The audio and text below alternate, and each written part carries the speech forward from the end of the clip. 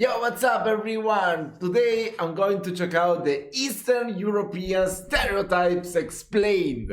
After checking out the European Stereotypes Explained, this time we're gonna check out the Eastern European ones. I mean, on the top of my head it comes to mind that being Italian, one that is like Spacco Bottiglia, Ammazzo Famiglia. That's very from the Baltic region, you know. They always see here in Italy like the people coming from the Baltic countries as a danger, you know, maybe Albanians, Serbian. I don't know, that's not true, of course, because it's not like everyone is a criminal or whatever. That would roughly translate to I break the bottle, I kill the family. That's very self-explanatory, I would say. So yeah, that's the first stereotype that comes to mind. Other thing, I don't know, it's mostly about dangerous people. So I don't know, let's see if in English is the same all throughout Europe. Eastern Europe.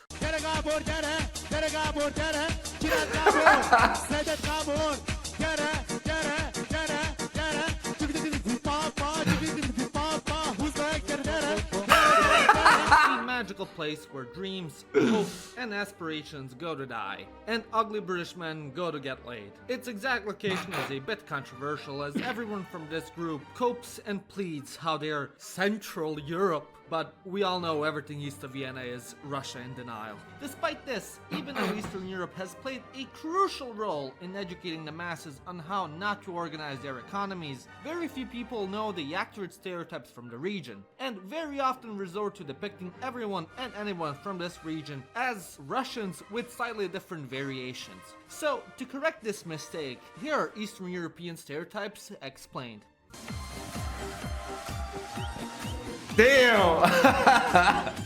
If there's one country that constantly seems to stir the pot in Europe, then that is none other than Hungary. Throughout Europe, Hungary as a country tends to have a reputation as a troublemaker when it comes to everything and anything political. The EU is voting to pass a new law that criminalizes chucking cats off bridges into a river? Well, guess who's gonna veto that one? Who else but Hungary? As a people, though, the Hungarians are usually stereotyped as being quite cold, reserved, apprehensive, and don't like to venture out of their own circle. Throughout the Balkans, they're not the most well known for being able to speak a different language other than Hungarian, because of which everyone and anyone makes fun of them for it.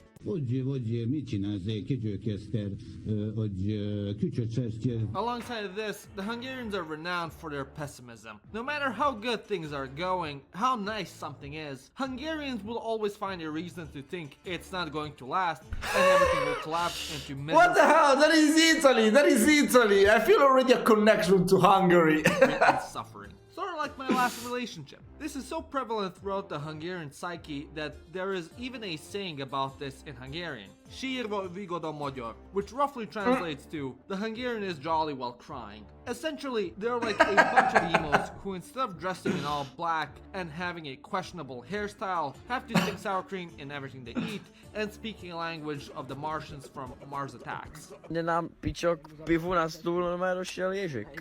If you've ever seen a man on a hot summer day strutting down the city, rocking the renowned socks and sandals combo, alongside with a white wife beater and a mullet, then my friend, you've encountered a Czech. Throughout the Slavic world, the Czechs are seen as the most composed of the bunch, except for maybe Slovenians. But we all know what goes on there, so we don't count them. While other Slavs love to spend their time in bars and pubs, drinking the most disgusting, revolting, gag reflex-inducing brandy or vodka their grandpa personally spent their weekend brewing and ended up making in a tub, whose fumes blinded the entire village for 5 days.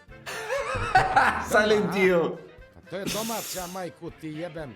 Kad sam je peko, cijela ulica halucinirala 3 dana od isparenja. 40 ljudi prijavilo policiji da je vidjelo boginju Šivu. The Czechs instead like to drink good old beer.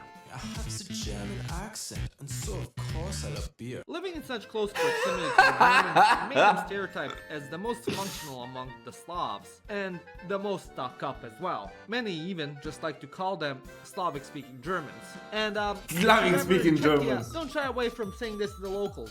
They'll absolutely adore you for it. If the Czechs are the Slavs who have their shit the most together, then the Poles would be the most unhinged.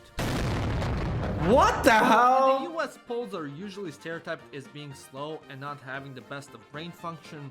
In Europe, they are stereotyped as the most hyperactive, high-energy spastics in existence. Every time you log on the internet and find some bizarre fever dream-ass clip on it, such as a homeless guy being spray-painted silver, a guy Oh screaming my at some God. lost animal in the city, or just simply annoying the tram driver,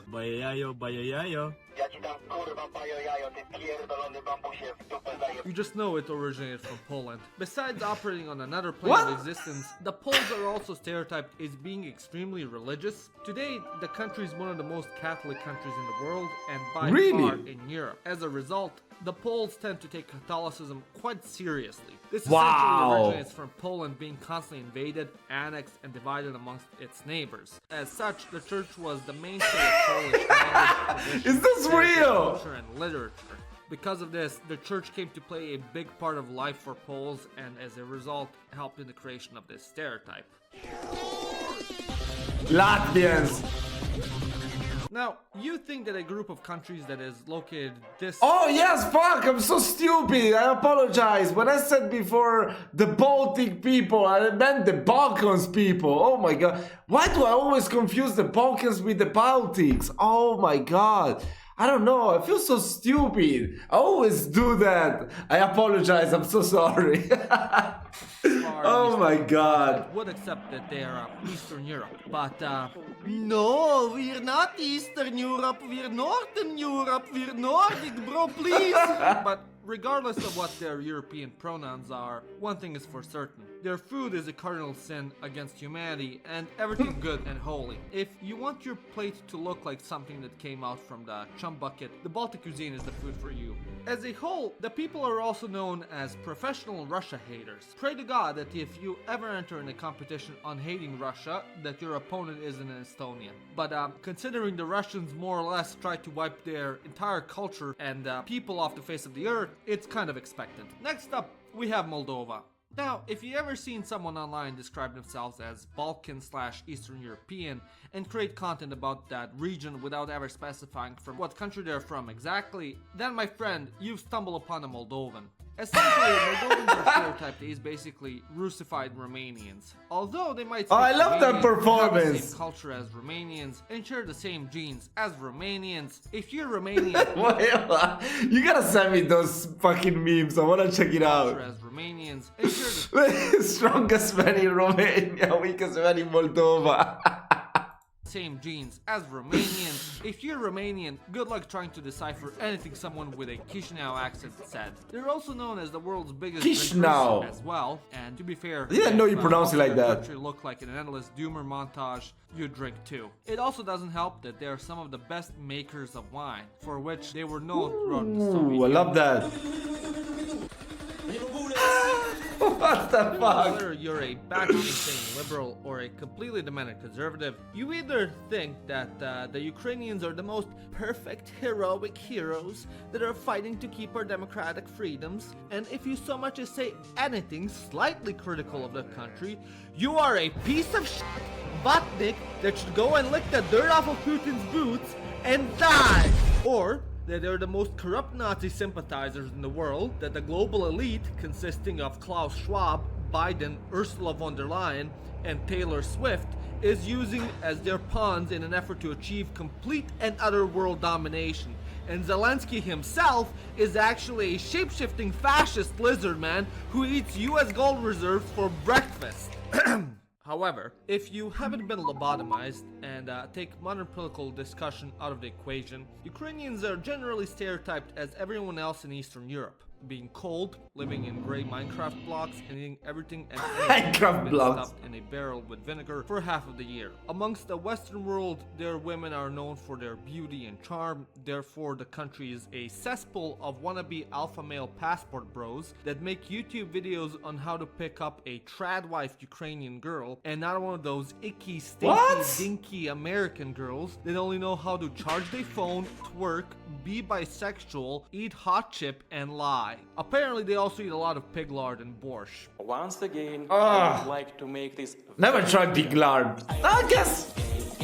I guess pig lard is good, right? Yes, I think I ate pig lard before. You put it with honey, it's pretty good. I never tried borscht though. I think I would like it. Yeah, I would definitely like borscht. I would like to make this very clear. In the past, your average Russian was Bro, stereotyped what? as a cold, goofy man with a thick accent that does stupid shit in the Yeah, there is always this conviction that, I don't know, Russians are always like very dangerous, they're really cold.